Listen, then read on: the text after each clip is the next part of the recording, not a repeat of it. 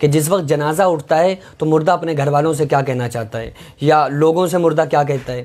تو جس وقت ملک الموت، حضرت ملک الموت روح قبض کرنے کے لیے بندے کے پاس آتے ہیں تو وہ بندہ جو مرنے والا ہوتا ہے اس کو سارے چیزیں نظر آ رہی ہوتی ہیں. اس کو یہ بھی نظر آ رہا ہوتا ہے کہ ہمیں جنت میں جانا ہے یا جہنم میں، اور فرشتے بھی اس کے پاس کھڑے ہوتے ہیں تو فرشتوں کو بھی دیکھ رہا ہوتا ہے اور گھر والوں کو بھی دیکھ رہا ہوتا ہے، اور بعض لوگ اس میں سے پہچان بھی رہے ہوتے ہیں کہ ہاں یہ ہمارے فلاں ہیں، یہ ہمارے فلاں ہیں، اور بعض لوگوں کی پہچان ختم ہو جاتی ہے. تو وہ جو مردہ مرنے والا جو شخص ہوتا ہے تو اس وقت وہ فرشتوں کو دیکھ کر بڑا پریشان ہو جاتا ہے. لہٰذا اگر وہ نیک بندہ ہوتا ہے تو پھر تو وہ کہتا ہے کہ اے لوگوں، اے فرشتوں مجھے جلدی سے لے کے چلو، اور اس کی جب روح قبض ہو جاتی ہے تو آسانی کے ساتھ اس کی روح کو لے جایا جاتا ہے.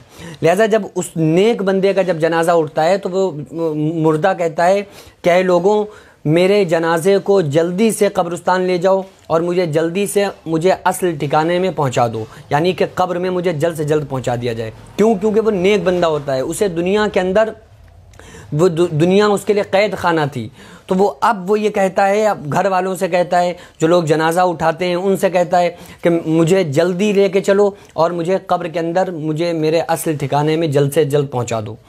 اور جو برا بندہ ہوتا ہے تو وہ چیخ و پکار کے ساتھ کہتا ہے، اور حدیث پاک میں آتا ہے کہ قبر کے اندر جو مردہ چیخ و پکار ہوتی ہے ایسی خطرناک ہوتی ہے کہ اگر اس کو دنیا والے سن لیں تو کانوں کے پردے پھٹ جائیں، اور انسان اور جنات کے علاوہ تمام مخلوقات جو قبر میں عذاب ہوتا ہے اس عذاب کو سنتی ہیں. تو جب مردہ کوئی برا بندہ ہوتا ہے تو جب اس کا جب جنازہ اٹھتا ہے تو وہ یہ کہتا ہے کہ ہائے میری تباہی، میری بربادی، میں نے اپنے گھر کو بنایا سنوارا، اب تم مجھے میرے اصل ٹھکانے سے کہاں لے کے جا رہے ہو؟ قبر کے اندر کہاں مجھے اندھیری کوٹھری میں لے جا رہے ہو؟ کہاں مجھے دفن کرنے کے لیے جا رہے ہو؟ تو لہٰذا وہ بڑا پریشان ہوتا ہے اور یہ کہنے کی کوشش کرتا ہے، بلکہ کہتا ہے کہ مجھے مت لے کے جاؤ، مجھے یہیں رہنے دو، مجھے اندھیری کوٹھری میں نہیں جانا ہے. وہ بڑا الجھتا پریشان ہوتا ہے. لیکن اب کوئی بھی انسان دنیا کے اندر کوئی کان ایسے نہیں ہیں جو مرنے والے شخص کی کوئی صدا یا آواز کو سن سکیں.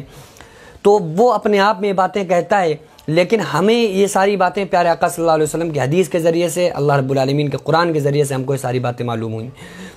تو لہٰذا یہ وقت تو ہر انسان پر آنا ہے، ہر شخص کو موت مرنا ہے، ہر شخص کو موت اپنے پنجے میں لے لے گی. لہٰذا جو نیک بندہ ہوتا ہے تو اس کے تو بڑے مزے ہی مزے ہوتے ہیں. وہ تو کہتا ہے کہ مجھے جلد سے جلد قبر میں لے کے چلو، مجھے اصل ٹھکانے میں پہنچا دو، میں اس دنیا سے بور ہو گیا، میں اس دنیا سے پریشان ہو گیا، مجھے میرے اصل ٹھکانے پر یعنی قبر میں پہنچا دو. اور جب اسے قبر میں رکھا جاتا ہے تو اسے آرام اور چین کی نیند سلا دیا جاتا ہے.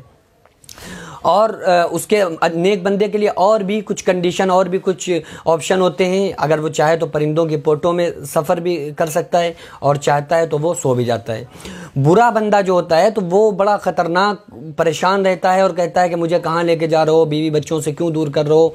لہٰذا جب لوگ اسے لے جا کر قبر کے اندر رکھ دیتے ہیں تو پھر وہ بڑا پریشان ہوتا ہے، اور فرشتے اس کے پاس آگے سوال کرتے ہیں، بتاؤ تمہارا رب کون ہے، بتاؤ تمہارا دین کیا ہے، بتاؤ پیارے آقا صلی اللہ علیہ وسلم کی شان کے بارے میں تمہارا کیا عقیدہ تھا.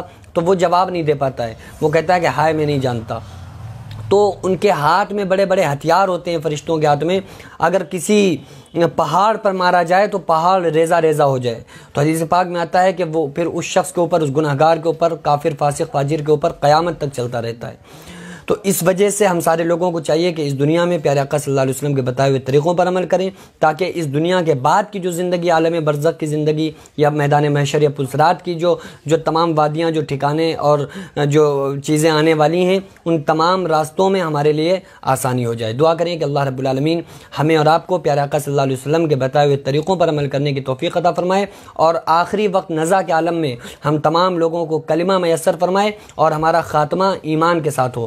اللہ رب العالمین ہماری دعاؤں کو قبول فرمائے. وما علینا الا البلاغ. السلام علیکم ورحمۃ اللہ وبرکاتہ.